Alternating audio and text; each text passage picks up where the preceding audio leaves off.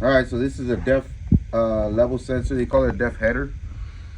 But I removed it to put a new one on right now, and I noticed that this filter on this side, which I guess is the suction side, as you could tell, it's very clogged compared to the return side, which, you know, it makes sense because this is where it goes in. But there's a little black stuff that's all on there. I'm wondering if it's from, you know, these black rubbers right here, or from this one down here. There's no telling. But I caught this right now, and I just figured I'd let my boss know and show him what's going on. So we decided to make a little video. But just to explain real quick, so this big tube right here is your depth heater. So it'll go in through here. It goes down the big tube. It goes on the backside where the coolant's at. Big tube, and that's where your depth runs. I mean, your coolant runs, and it keeps your depth warm. Your depth comes in here. I guess it's a suction side, goes in there, and this should be the return because this one's super clean. And where you have your level. So yeah, it could also, that black stuff could also be from this rubbing, boss. Yeah. It's real loose.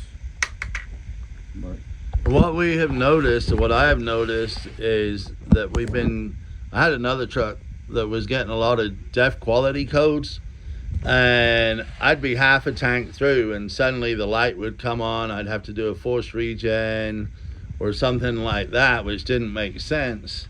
So we replaced one depth header, which is this. It goes on the top of the depth tank, and they're about $1,400. After we'd already replaced a bunch of sensors, not knowing what this was. The biggest trigger that I got was when I had just filled the depth tank up on 200 or 300 miles and parked, and then I went ahead and started the truck up, and the red light by the depth green bars came on and said that I had no depth. So I pulled around to the pump. It took 1 gallon of depth, so then I turned it back on, the red light went away. I called Freightliner, and the guy asked about the other codes, and he said, well, this depth header is what your problem is. And this header controls quite a few things, but the quality was one big issue. And now looking at this, like Orlando said, we've got so much dirt in that inlet filter. So somebody that's on a budget, I would recommend that you run the truck fairly low on depth, you pull the tank, you put this in, and then first of all, you try replacing the filters. Now, because I have a brand new depth header, I'm not gonna do that, but I am definitely gonna hang on to this header, and I'm gonna replace the filters and possibly run it in a local truck that's within a 100-mile radius of the shop, and just experiment with this so we can let you guys know. But that looks pretty inexpensive compared to $1,400 for this. Anyway, this is Colin in Orlando with Healthy Trucks Are Wealthy Trucks, based out of Lubbock, Texas.